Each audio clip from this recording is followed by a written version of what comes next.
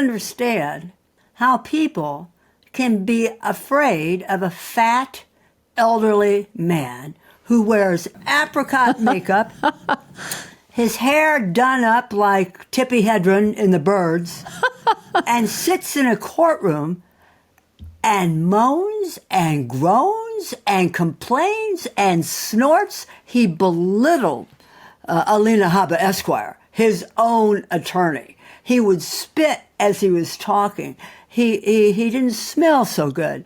And the high point of Donald Trump in court was the moment he stood up because Robbie Kaplan was giving the final argument and she was asking the jury how much it would take to make him stop. And she drove him so crazy, Joanna. He stood up in the courtroom and left. He stormed out. When a man is innocent, he doesn't storm out of a courtroom. He stays and fights. He turned tail, and stormed out of the courtroom. He lost right at that second. He couldn't have looked more guilty. I'm Joanna Coles. This is the Daily Beast podcast. We've been talking over the last few days about Michael Wolff suing the First Lady. Well, here are two women who took on Donald Trump. One kept on winning and now are almost at the end of their epic legal battle. I'm talking, of course, about E. Jean Carroll and her formidable lawyer, Robbie Kaplan. No time to waste. They're going to bring us up to speed with exactly where their cases are and how tantalizingly close they are to that very large financial judgment against the president that they were awarded by a New York court. Robbie Kaplan and E. Jean Carroll. Let's get into it. And I guess the first question I should ask really is, where do your cases stand now, E. Jean? Can you give us an upsum? Because there's been so much news about them. And obviously, Trump has been fighting them every step of the way. You keep winning. Where does it stand at the moment? Well, Joanna, I'm going to turn this over to Robbie, but I will just say we've had a clean sweep. He has done nothing but lose. We won in 2 federal courts. We won a clean sweep in the appeals court. That's where we are. And Robbie will tell you what our situation is. Okay, tell us what your situation is. And then, Robbie, will you add what your strategy for winning has been? The easier question is where we are, and then I'll try to figure out what my strategy is. In terms of where we are, as people may or may not know, there were 2 trials, pretty close in time to each other. The first trial was for sexual assault and for defamation. In that case, we got a $5 million verdict. And the second trial, which was about 3 months later or so, was for Donald Trump's original defamation of E. Jean that he made when he was president in the summer of 2019. And that was the big, what I like to call the big kahuna verdict. That was $83+ million. On the first $5 million verdict, we are all the way through the appellate process, except for one step, which is Donald Trump gets an opportunity to ask the Supreme Court to take his case. That he is due to file his petition for that, I think on November 13th. We will respond in kind, and I am quite confident that the Supreme Court will not take that case for reasons I can explain, but there's nothing in that case that's SCOTUS worthy. I feel like I'm talking Seinfeld, but there really isn't anything that merits the Supreme Court's attention. Right.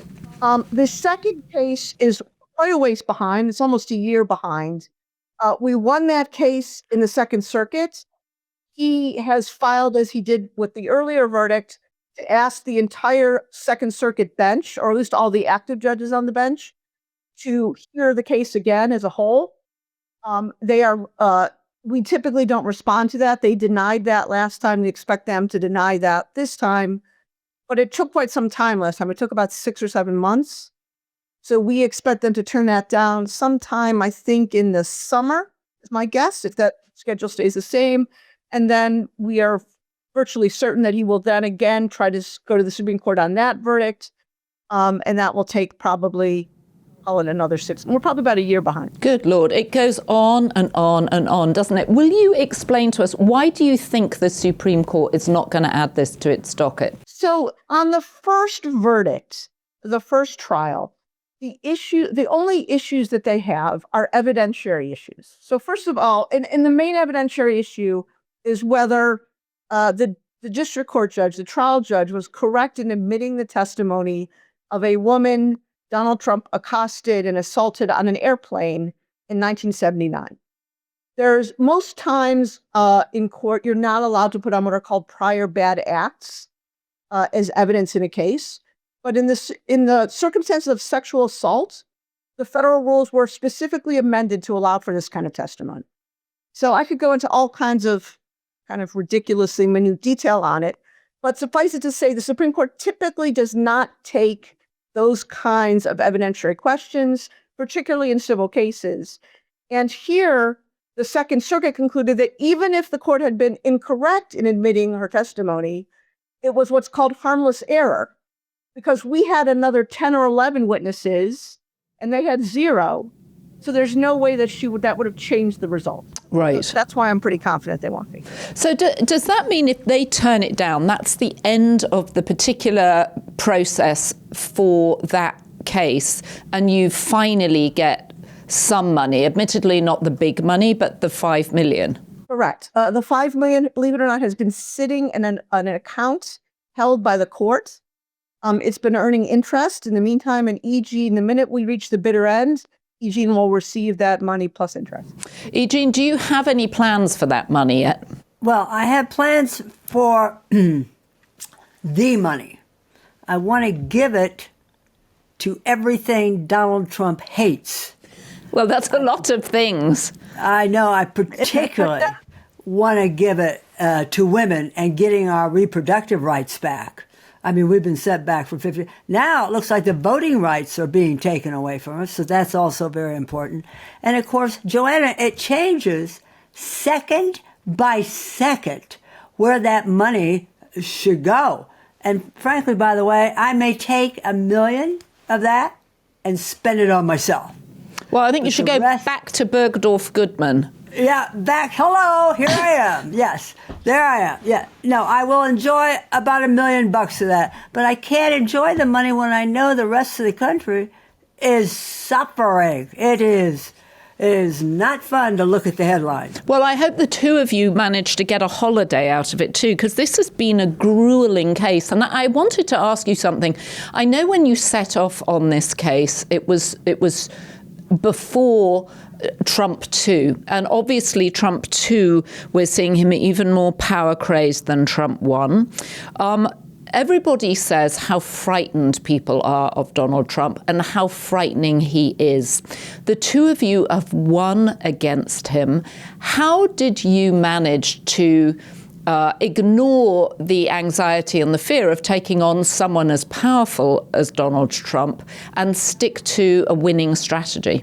See, I don't understand how people can be afraid of a fat, elderly man who wears apricot makeup, his hair done up like Tippi Hedren in The Birds, and sits in a courtroom and moans and groans and complains and snorts when Joanna, when the jury got a load of him. They were mesmerized. You have never seen anything like it. He never sat still, and he talked the entire time within earshot of the jury. He belittled Alina Habba Esquire, his own attorney. He would spit as he was talking. He didn't smell so good. And the high point of Donald Trump in court was the moment he stood up with steam coming off his back and hot air blowing out his ears because Robbie Kaplan was giving the final argument, and she was asking the jury how much it would take to make him stop, and she drove him. You think Robbie Kaplan's afraid of Trump? No, she turned it around. She drove him so crazy, Joanna. He stood up in the courtroom and left. He stormed out. When a man is innocent, he doesn't storm out of a courtroom. He stays and fights. He turned tail, and stormed out of the courtroom. I mean, he lost right at that second. I mean, he couldn't have looked more guilty. But that's how frightened Robbie Kaplan is of him. And there's really there's a theory out there. Mary Trump's theory is he's a myth now. He's a myth. And it's the people around him who believe in this myth who are giving him the power. I'm not so sure. I just think he's an old fat guy, and he's doing he's the most powerful man on the planet. There's no question. No question. Nobody is more powerful. And he's super smart. Nobody has been elected president twice like Trump. You can't be dumb and do that. So we are contending, yes, with an enormous intelligence and an enormous amount of power, but we are not frightened of it. We're not frightened of it. I've known you both for a long time, and Robbie, it's hard to imagine that you are frightened of anybody, and especially in the courtroom. You are fearless in the courtroom. You are like a machine in the courtroom. Yes. Yes. So what was your strategy dealing with someone who, as E. Jean says in the courtroom, is mesmerizing, and he's deliberately concocted himself like this? And E. Jean, I think your observation of him as a myth is brilliant, actually, because people respond to the myth as opposed to the actual 79-year-old frail old man. Robbie, when you're a lawyer, what is the psychology you're adopting to go after someone like this? So the whole difference, you put your finger on it, Joanna, the whole difference here is the courtroom versus everything else. So in the courtroom, we had a very, very experienced, very stern judge, Judge Lewis Kaplan, not my relation, not my mentor, but a very highly respected judge who you don't want to mess with, in short. We had rules that apply. People can only say certain things if they're consistent with the rules of evidence. There's things that you can't say or do. You have to wait for a question in order to answer the question, etc. And we had a jury, frankly, in the first case, that wasn't a New York City jury at all. We had no one from New York City on that jury. There were all people from north of Westchester County, I think one from Westchester County, and we had to convince them unanimously, 9 jurors each time. And so I believe that what made the difference is only the facts could come out. In court, we have ways of making sure the facts come out. There's no AI, there's no fake movies, there's no fake documents. Everything has to be authenticated. And when the jury heard the evidence, it wasn't very hard. And I just do what I always do. I just kept my head down and tried the case the way I've always learned how to try a case and tried to keep the noise out as much as possible. I should say that in my closing argument, the second trial, he was sitting probably about 7 feet to my left. And I just made sure I didn't look his way. I only knew he left the courtroom when the judge announced it, because I was looking very much at the jury. And why didn't you look his way? I didn't want to provoke him. I didn't want there to be any kind of unnecessary noise in the courtroom. I wanted the jury. The jury was very, I think, really understood the importance of the dignity of a courtroom and the respect that must be accorded to the courts and to the proceedings in a courtroom. And I didn't want him to be able to use any of his tricks, for lack of a better word, any of his strategies to mess with that. How fascinating. And he did a few times, and the jury definitely didn't like it. What kind of things did he do? So I'll give you one example. Jean probably has better ones because I know they're in her book. But I remember during jury selection, Judge Kaplan kind of conducts jury selection a little bit like speed dating.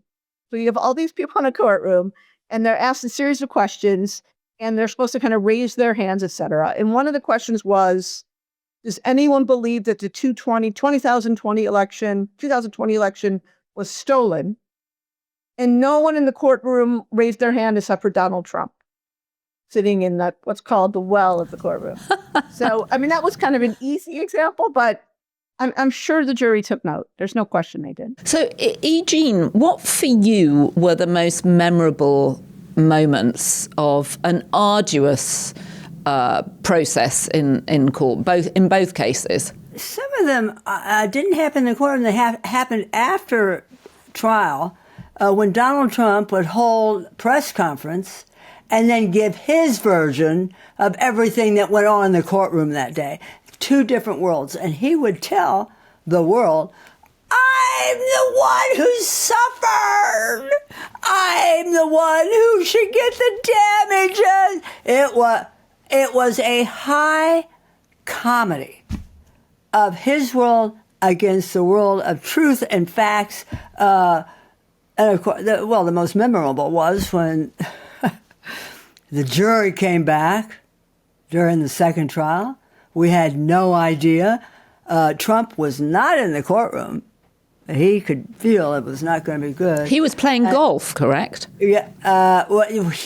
This is the second trial. He left in a motorcade, speeded away from the courtroom as the jury was being called back. And the Judge Kaplan, when everybody came back into the courtroom, and Judge Kaplan had read the riot act to people in the courtroom. The decorum will be maintained at all times. There will be no jumping up. There will be no shouting. There will be no running for the door. He had all sorts of rules. So everybody was, pretty tense, waiting, because the jury was there. And he said, Madam Forewoman, have you reached a verdict? And she said, yes, she had reached a verdict. And Joanna, when she stood up and we saw that she was the forewoman, she was very attractive, blonde, wearing a rose-colored sweater. She had paid such intense attention to every word. Robbie and I were holding hands, and we squeezed each other's hands the minute she said, yes, Your Honor, we have reached a jury. He said, you will hand it to Andy the clerk. She handed the decision to Andy the clerk. Andy the clerk opens it up, reads it, frowns, shakes his head, folds it back up, and then hands it to Judge Kaplan.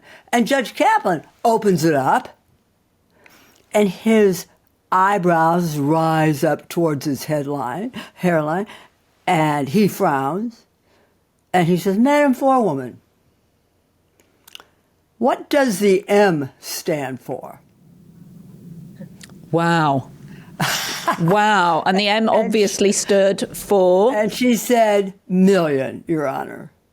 And that was a moment. I mean, I left my body. As I say, I felt like Peter Pan, who flies around the ceilings.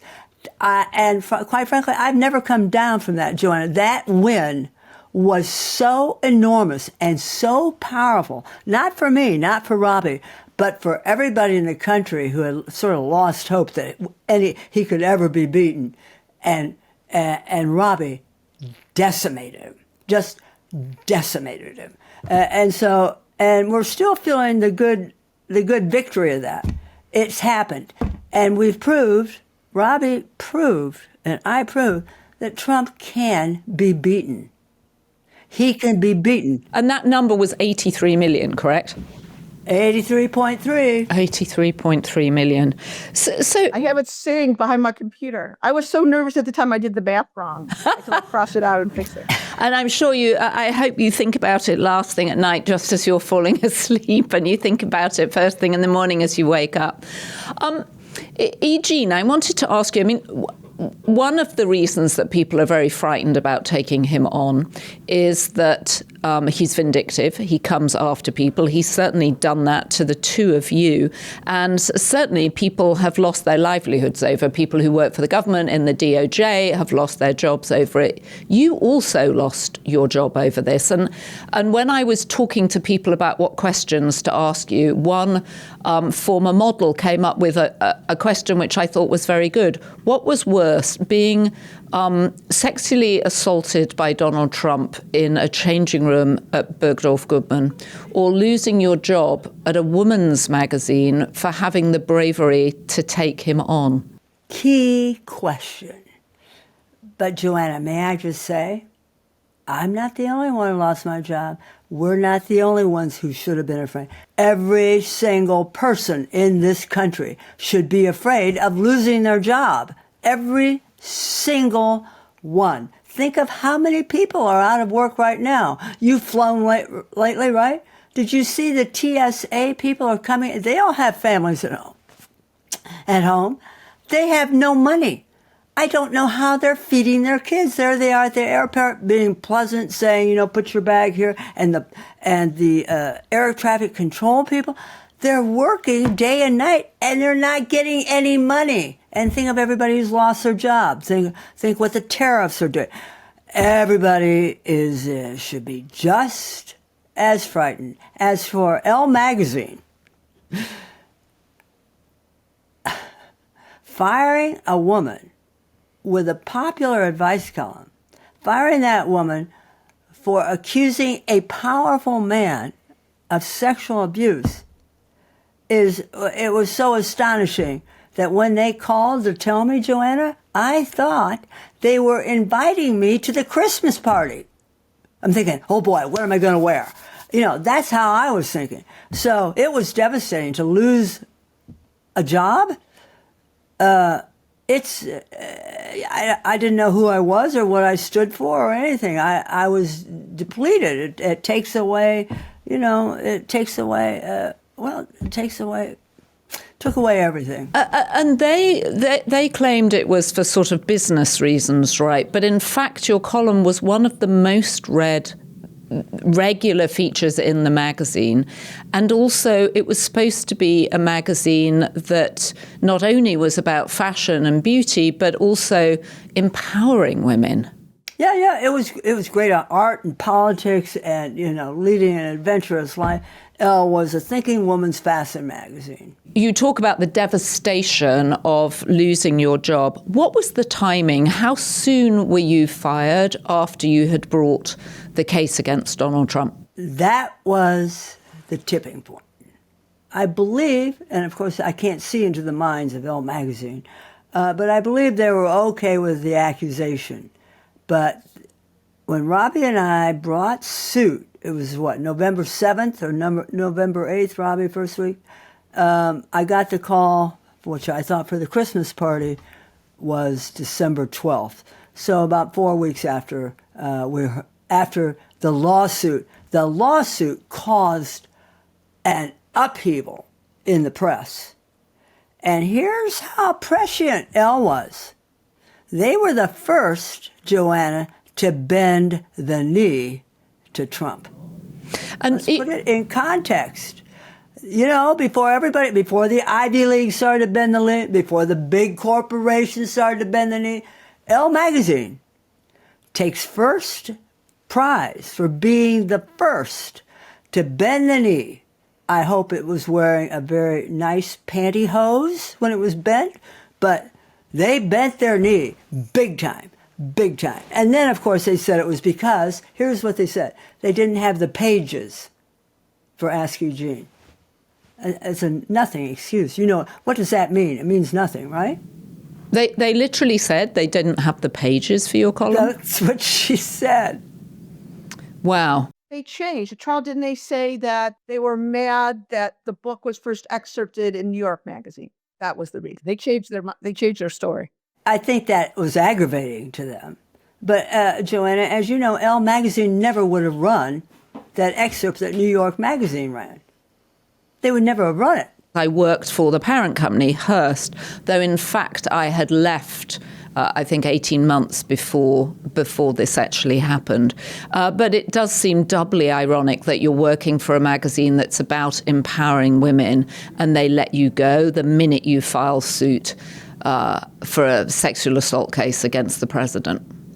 But everybody's now bending the knee to him. It's not unusual. They were just a canary in the cave. Well, you guys have not bent the knee. You've got a strategy that's won, and the case is proceeding very slowly, it seems like, to those of us watching on the outside. Yeah. So, E. Jean, you've now done a documentary, Ask E. Jean.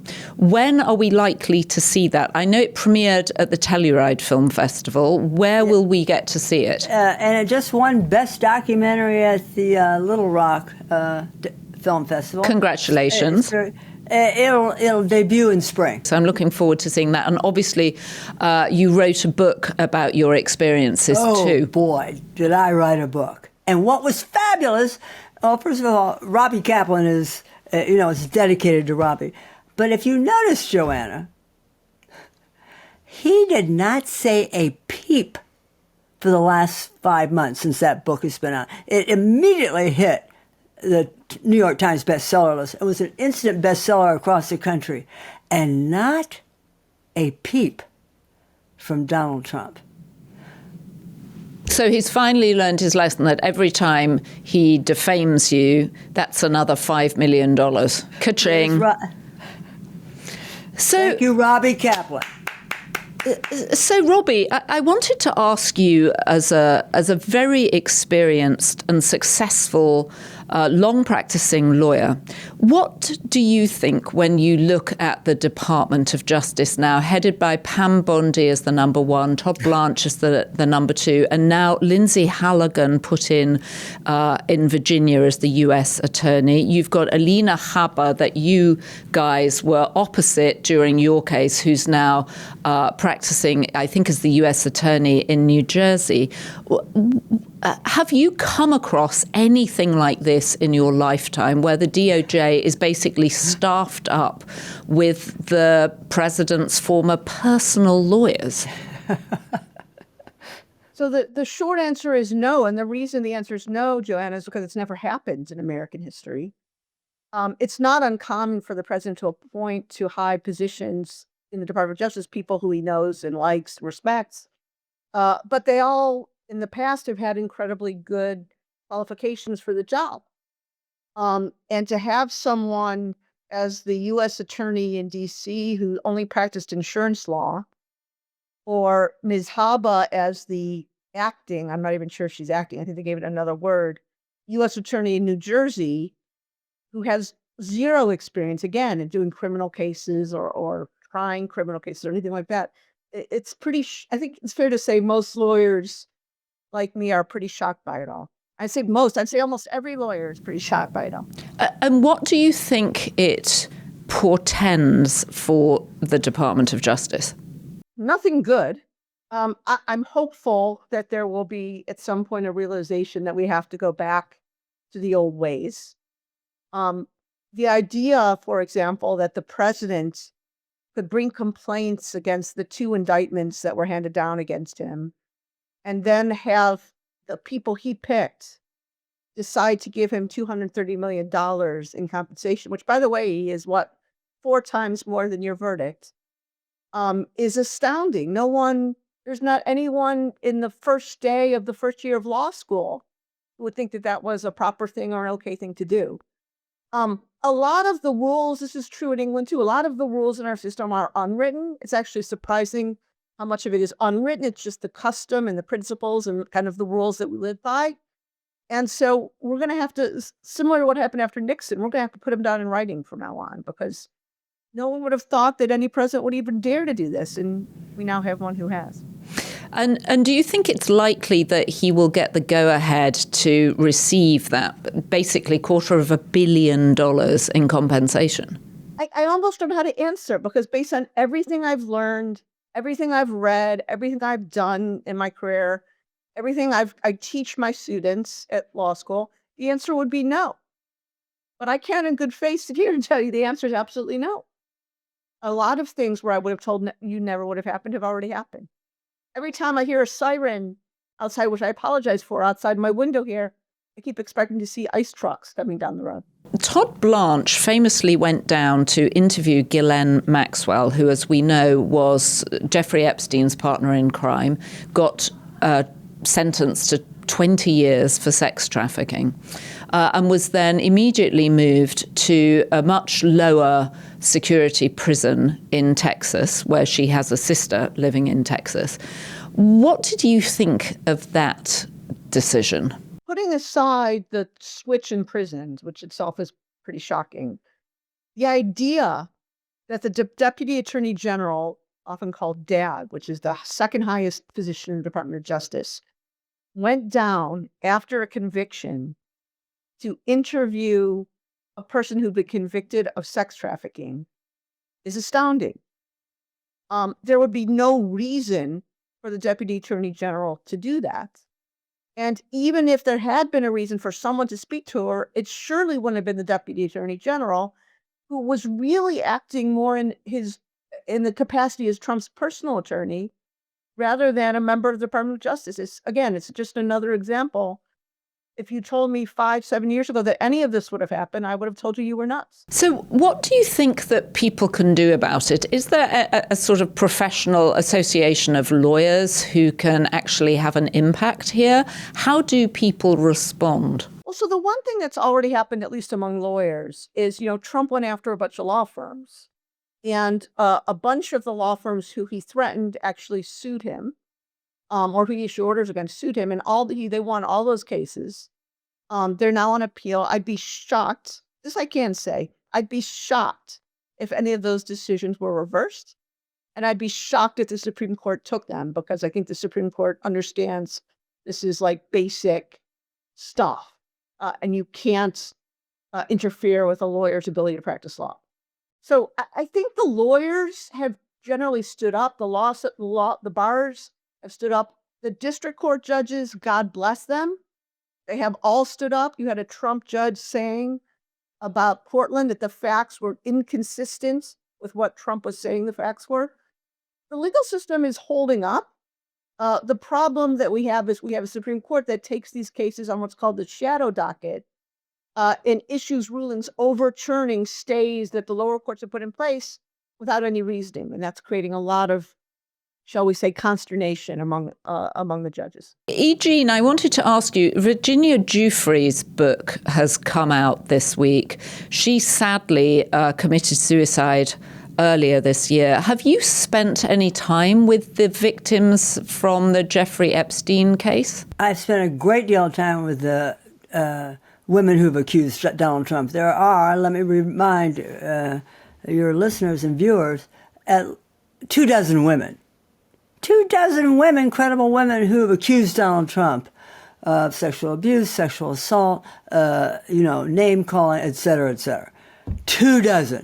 Nobody in the GOP believes it. Now, they love to believe the victims of Jeffrey Epstein and Ghislaine. They love that. Why? Because they are young, they were young, and they were not career women, and they were virginal, and they were silent. And so they are believed. Virginia Giuffre's life is so heartbreaking and so overwhelmingly horrible. I mean, her own father trafficked her to his best friend. It is so appalling. And of course, when she shows up at Mar-a-Lago, who do Jeffrey Epstein and Donald Trump get into a snit about? That cute girl. Jeffrey Epstein stole her from Trump. It is despicable. And that this man was elected president of the United States makes me sick. I can't, it's very hard to think about who we elected president when everybody's in such a fuss about Epstein. Look who is in the White House. Epstein's gone and dead. And by the way, he may be the one who brings Trump down. It may be Epstein. Do you think that the moment where women were gaining traction has just vanished at this point? Dude, that's not vanished. It's gone backwards. It's really the undertows that's pulled us up right out to sea again. Really. It's no equality anymore at work for black women and women of color. It's even worse and for poor women who are trying to educate their children, educate themselves, it is so now difficult to put food on the table or to get an education. It's like way back before the 1950s. We're back in the 17 and 1600s. It's appalling. But listen, the three of us know serious women have the ability to get it all back. And we're not going to sit still for this. The three of us know how much power a woman, and many of your listeners and many of your viewers know the power of a serious woman. And so I think you better vote, bitches. That's all I got to say. Well, it's also very interesting that it takes two determined middle-aged women to take on Donald Trump completely unafraid and to win your cases and to keep on winning your cases. I'm 82, for God's sakes. I'm an old lady and I beat Donald Trump. If I can beat him, anybody can beat him with Robbie Kaplan at her side, of course. So, no, yeah. He can be beaten. We gotta leave our houses, get off our lazy asses, and go outside. You may be 82, Eugene, but in dog years, you're way younger than I am. Well, I'm also thinking, you had another, I was being middle-aged, okay, a senior woman in Edie Windsor when you won the right for gays to finally get married, Robbie. Do you think if you were bringing that case now with this current Supreme Court, that would pass? No. If we were to bring that challenge today to what was the so-called Defense of Marriage Act, I do not think we could win 5 votes before this court. The more important question, though, the more pressing question is whether there are 5 votes on this court to overturn Windsor and Obergefell. On that, I'm more optimistic. I don't think they have 5 votes to do it. They for sure have 2. They have Alito and Thomas. They pretty much said it. But I don't think they have 5. I think it's very hard to overturn the reasonable expectations of millions of Americans and kids and families. So, right, maybe I'm being naive, but I don't think I am. I don't think they will overturn marriage equality. Well, there's clearly a lot of anxiety in the gay community about that being a possibility. So that's a note of optimism from you that you don't think they will do that. Yeah, I think they're going to chip away at it. They've done that already in terms of religious freedoms to not treat LGBT families the same as straight families. That they will do through religious free exercise clause of the First Amendment. But I don't think they will say no more marriage equality or no more in the United States. I just don't think they have the stomach to do that. Or let me put it this way, 5 of them have the stomach to do that. Okay, so Eugene, final question to you, because I think of you as, well, as do lots of people who write to you on your Substack, because you took Ask Eugene from Elle and rehabilitated it on Substack, where I know it's very popular. And anybody listening to this or watching this should definitely check it out. If we are going to get off our arses, as you say, and get out there and join protests or whatever, important question, what should we wear? Oh, thank you for asking, Joanna. Dude, see what I got here? Look what I'm wearing. The Paperclip. Here's what the Paperclip holds things together. It can pick locks. It can open up handcuffs. You straighten it out, it's a lethal weapon. The Paperclip was a sign of resistance to Nazi occupation in the Second World War, and guess who won the Second World War?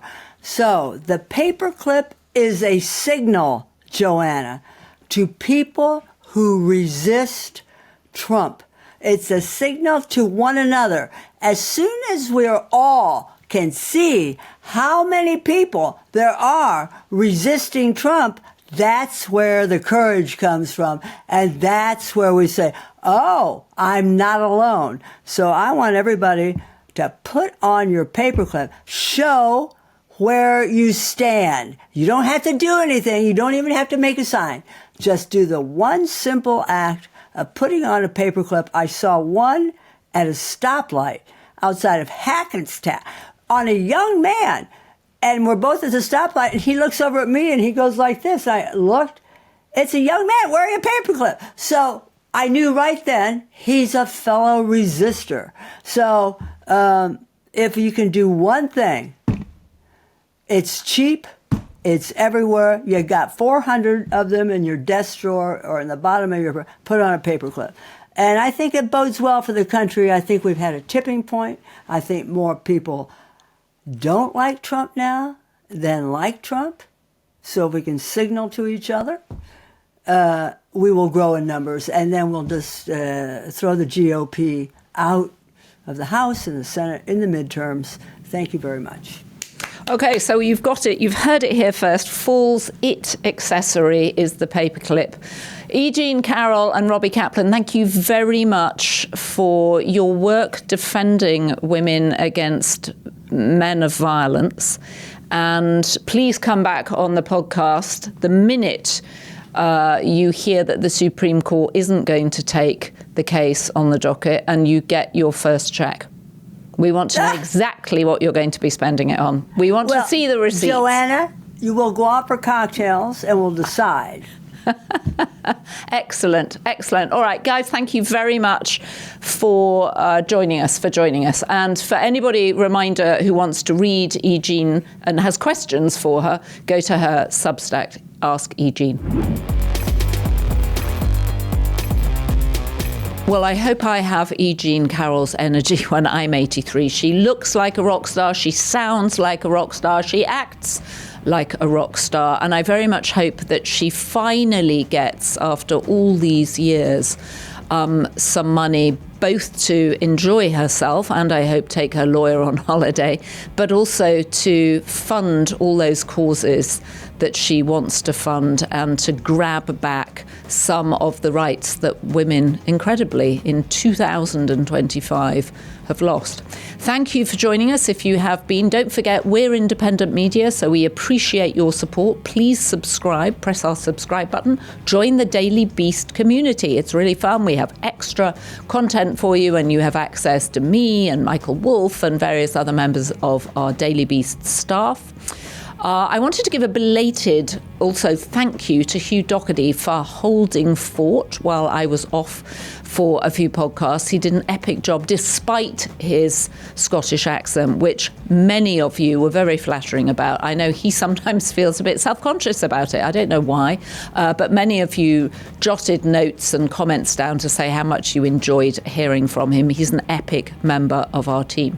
So don't forget, if you haven't yet been this week, as our First Lady would order you, be Beast. And a shout out to our top tier Be Beast members, Karen White, Heidi Riley, Connie Rutherford, Sharon Shipley, Andrea Hodel, and Free DC. And thank you to our production team, Devon Rogerino, Anna von Urson, and Jessie Millward.